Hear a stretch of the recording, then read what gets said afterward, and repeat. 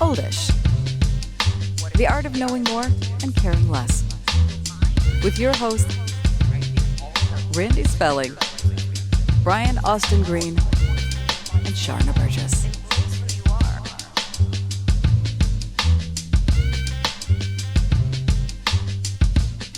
Randy Spelling. Brian Green. Dude, that was awesome. Welcome to Oldish again. Randy and I are sitting here. We just had SE Cupp in the room. What an amazing conversation. It's we talk about it all the time. It's amazing when you have conversations with people that start in one way, but then they very quickly cross over into the same lane that we are in, the same way of thinking, the same way of like problem solving and dealing with the world. And you realize that you have so many things in common compared to when you first sit down with people and you're like, oh, okay, you're a specialist in this. Cool. Let's talk about the thing you're a specialist in. Right. Which is such a good point because it's so easy to separate. Okay, we have a news analyst, political, well, you see all these things. You're like, am I on my game? I need to just have all my political questions lined up and ready to go. Yeah. Like feeling a little pressure. Do we have everything together? Yeah. Then what you realize very quickly is, she's human. We're beings. Human, and we go through the same struggles, even though the job might look different or life looks a little bit different. Yeah. Yeah. We got into some really cool places. Yeah, that was fun. What was something for you? I mean, we covered a lot between, parenting and the road less traveled and sort of being authentically you and politically, kind of, where are you at, affiliation? Like, I guess let's start politically. Okay. Right? Did you feel when she talked about most people are in the middle? They're not so far right. They're not so far left. But there's this middle and people feel lonely in that. They feel like the minority. They feel like the most is happening at the extreme one side or the extreme other side, yet the majority is in the middle and they share a lot of the same views. But because there's so much shouting going on between the two, at like extreme sides, you feel like you're kind of sitting in the middle and like you're by yourself. It's just like an island of one. Like there's nobody else that's with you, and it's.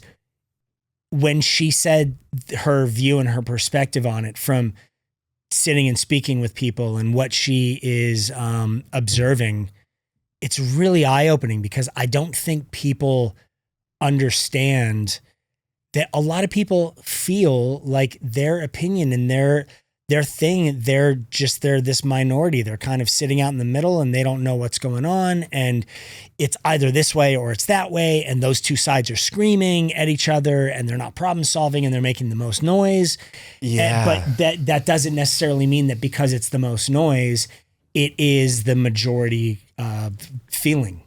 Right. It's almost like there's this pressure to have to be one or the other. You have to pick a side. Right. And what side are you on? Right. And I don't know about you, but it's fucking tiring sometimes to see all of the screaming and the shouting. And I'm not saying don't stand for anything or don't have your opinions, but we all kind of want to be a part of something in some way, belong and be represented.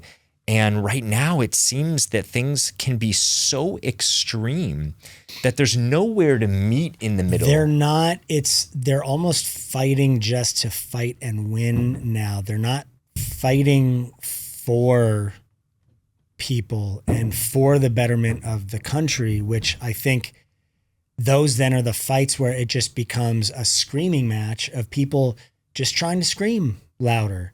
They're not in it for what the final outcome. They're not in it for the end, what is bettering people and society. They're really in it just for this thing of like, ooh, I won this one. And it's like, what did you win? You literally just took this away from 14 million people and it's just, people have lost sight of that. And it's really frustrating because we try not to be political on this show. Cause I I'm very open to having discussions with people that politically think different and feel different.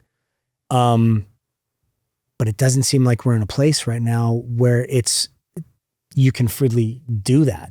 You're judged if your beliefs aren't exactly what somebody else's beliefs are. And then all of a sudden it's like, oh, well, you're from the stupid this, or you're from the radical this or radical that. And you're labeled immediately and categorized. categorized. It's fucking maddening. Yeah. Because it's like, to break it down simply, it's loving chocolate ice cream or vanilla ice cream. Like it's loving apples or oranges. It's not one is great and the other you're a fucking moron, but it's politically, that's what it's become. And it's like, it's so judgmental on one side or the other. It's maddening. Yeah. You know, when you're talking about comparing, apples to oranges, when you're talking about vanilla ice cream and chocolate ice cream, you're still in an ice cream shop going to get ice cream. We might like different flavors, but I feel like many people have forgotten that we are all in this together, and that it's not we all live in this country together or losing. Right. And there needs to be some sort of art around being able to talk about things. Like we had Dr. Joel Gator Warsh on, right? And he's talking about vaccines. He's talking about different elements of health. The fact that we haven't been able to discuss things like vaccines, medication safety, additives in food, and that safety, there's no winning or losing. It's a discussion. Right. Why can't we discuss things? Right. No. So healthy debate doesn't seem to exist right now. There is... it's whoever's screaming the loudest, honestly. I mean, that's just the easiest way in my mind of explaining sort of the state that we're at. It's whoever makes the most noise, whoever makes the biggest story and the most incredible thing, whatever that thing is. And we're so detached from reality where we're in this space where things are spun so frequently that it's hard to tell, because I think the truth is somewhere in the middle of it, and it's so much simpler, but because we're fed something that is so extreme and ridiculous, the simple reality seems too simple. Right. It's like that's too easy. Yeah. What do you mean? Yeah. You know? Brian, I see this in my work with people, coaching people all the time. Sometimes the game changer, the transformation point is something really simple. And people are like, but what's the 10-step process? Yeah. Like, it's actually not a 10-step process. It's a one-step process. Start here, start simple. Yeah. I wanted to bring back in the mental health aspect, because I think in terms of politics, right? And no matter what side you're on, no matter what belief you have, I think everyone can kind of relate to the fact that watching the news, looking at social media, consuming this constant feed where there is a lot of fear, where there is this sort of outrage in many areas, you have to navigate this a little bit, even with social media, right? People commenting on things. Yeah. What would you say, from your opinion, would be the best way to approach, if you feel differently? Let's say there's a post and you feel differently. How do you go about commenting that isn't just adding fuel to the fire and sparking more outrage? So I try and approach things in a very conversational way. I am not aggressive in the words that I pick. Like, I consciously choose to diffuse the situation as much as possible and go, hey, it's a really interesting view that you have. Can we discuss our differences of opinions in this thing with no judgment at all? I am not judging you for, for your opinions on things.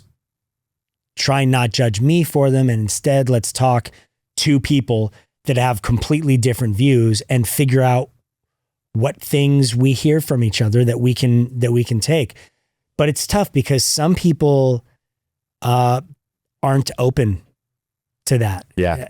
I'll say to them like, hey, let's talk. And they're just like, fuck you, unfollow, hashtag Trump 2024. Like they break it down to the simplest of terms and they throw the grenade and they want to get the fuck out. Those people, you cannot expect more than what you're getting. Like you can't be disappointed in the end. I try and open up that conversation with people as much as I can because it's a fun one to have. And I think it's interesting. I'm always interested in sitting and speaking with people that have completely different views than I do, because I'm curious what information they may have that I haven't gotten, and vice versa.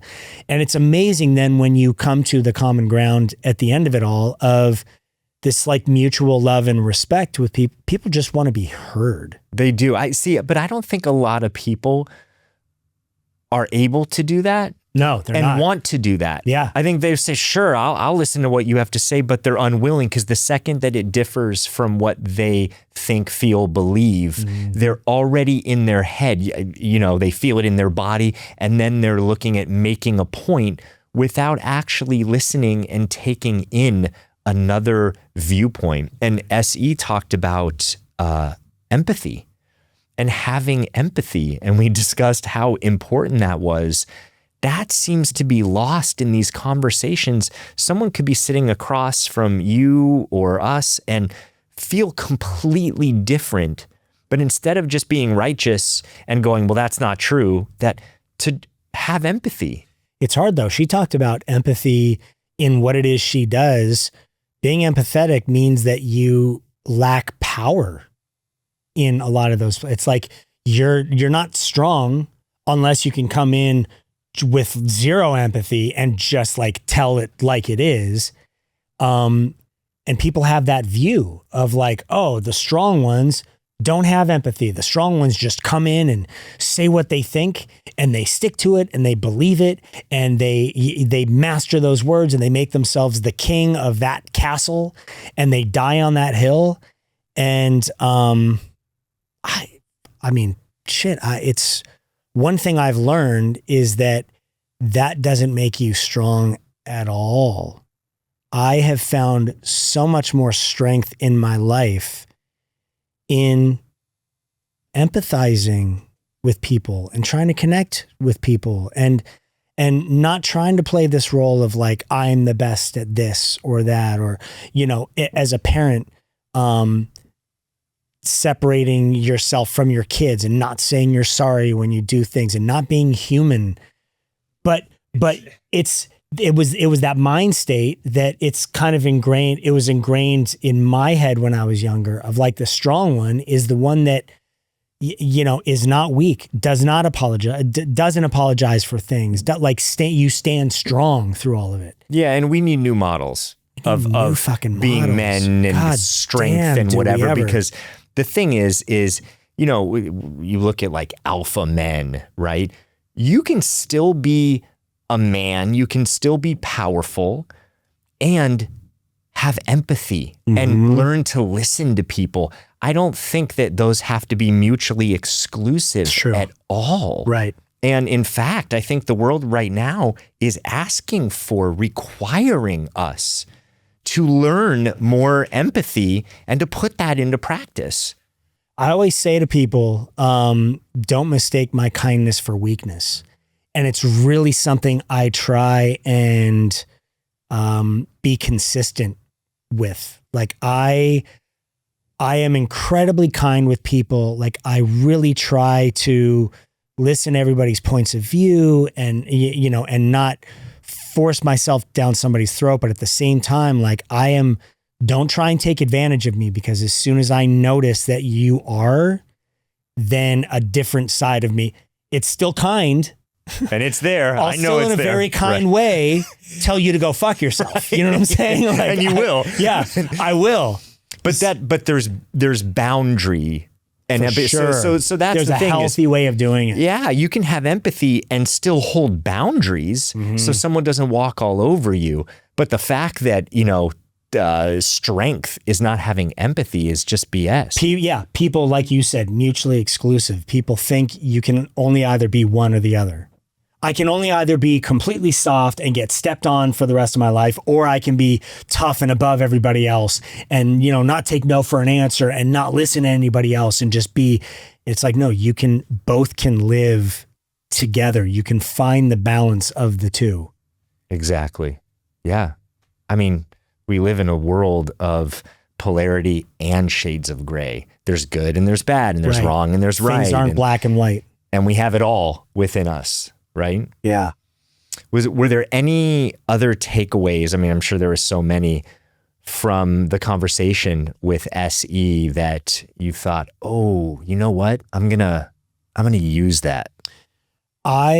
It's just that constant reminder of, like, when she was talking about parenting and she was talking about her son and the things that he's dealing with. It's that reminder, which we all need. All of us that are parents that have kids, it's that reminder of, we are raising adults. They're not our kids.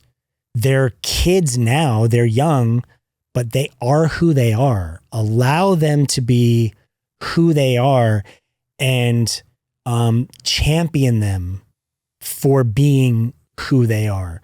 You make sure that they do it in as kind a way as possible, in as respectful a way as possible, but bolster their power in being who they are, like finding the true strength in their things. She said it wasn't until she let her son handle a situation the way he felt best, and it wasn't the way she would have handled it, that she realized, like, oh my God, I'm so happy I let him do that, because what an amazing life lesson he learned. Right. From being able to deal with that situation on his own. Yeah. And saving your child can also be stopping them hurting from them garnering their ways. strength. Yeah. Right. For sure. That was a good one for me too. It was like, because I don't know about you, but I can definitely fall into the fixing mode. It's so fucking hard not part to. of what I do for a living, right? I mean, I hold space, I'm present with people, I'm listening. Yeah. But also it's people come to me, they pay me to find solutions for them, right? Right. And I have to toggle with that as equally as important, if not more. It is being heard. It's seeing their wholeness and holding that space for them, if they're not there yet, to walk into their wholeness. And it's like, wait, no, come here, come step into your wholeness. The same way as being a parent is sometimes we have to intervene, sometimes we have to guide, but really it's seeing them as these whole adult beings and having them walk into that. We have to like learn to trust ourselves in the parenting that we're doing and believe it's enough. I'm present enough to be aware of things, so I don't need to constantly be judging. Am I doing enough? Am I doing not enough? Because you'll do that forever. There's got to be a certain point where you step back and you go, okay, I trust that I've instilled enough in my child that they are going to make the healthiest decisions for themselves that they can. And if they don't, that's a lesson that they have to learn. Right. But I have instilled this concept of you're learning lessons from all of these things. I'll give you advice on things. I'll tell you the missteps that I had in my life, but I'm not going to keep you from having your own missteps. It's important that you have those. Because like we said, those are the things that you grow the most from. Absolutely. I always preach like that's, I didn't learn from my successes. I learned from my failures. It's like, okay, then you've got to allow your children to have those. It's important. If those are the things that shaped me, I don't want to keep my kids from having those experiences that shape themselves also. Yeah. because I'm not going to be here forever. My time is going to come, and then my kids are going to have to stand on their own and do it. I want to give them the tools. I don't want to do things for them. I want to give them the tools to do it on their own and go, okay, this is that thing that Dad used to talk about. This is that tough situation. Okay, what I need to sit down and make a choice on this. What was he saying, that he learned in tough things and not tough things and solutions. That's the hope. What I want to raise. That's the hope, right? It's what you want to raise. They have the tools to be able to figure it out themselves. I think in doing that, though, you have to sit back and go, okay, it's not my job to fix. It's not my job to micromanage. It's not my job to think for them. We're very different people. My kids and I are very different people. Some of them are much more sensitive than I am. Some of them have much thicker skin than I do. So how can I possibly make decisions for them when their minds work in a completely different way from mine? That's well said. And by the way, this is not just a parent-child dynamic. This is in relationship and couplehood. Sure. This is with friends. It's like, I would handle it this way and putting it on someone. And it's like, they're completely different. They have their own process. Yeah. Let's allow people to process the way that they do, because also it takes the responsibility and the pressure off of you to have to give everyone all the information. You're like, I got to give it all to you because I know this and I'm going to share it. And people are like, you're talking at me. Right. Just let me be me and be able to ask. Let me ask you for the help when I feel like I need it, or I need the advice, or I need the things. Otherwise, shut the fuck up. Like, just sit and observe. It's not that hard. People make life way more difficult than it has to be. I genuinely believe that. And it's not until we've gotten older and we've gotten to the oldish phase where you start realizing, like, God, why have I been beating myself up for years about things that are so far out of my control? Totally. Like, I don't have control of it. So why have I been trying to control this for so long? Hanging onto the balloon that's right, flying. Totally. You're like, ooh, yeah, I have curly hair. Why have I been straightening it for years? What am I doing to myself? I did used to straighten my hair at 16. Of course you did. So did I. Straight. And I was like, what was that? Absolutely. I did the same thing. I'm pretty sure that we've solved the world's problems today. This has been a fantastic episode. Good day's work. Thank you everyone for watching, for listening. I hope this has all been helpful in some way. If it's definitely helpful for us. I love listening to this guy. He's so fucking good at what he does. Like, subscribe, check out, find us in all the ways you can, whether it's on Instagram, you can go to oldishpodcast.com. We enjoy bringing this to you guys, so please like, subscribe. That helps us in an unimaginable way for you to continue to bring this content to you. We love being here. Amazing week, amazing month.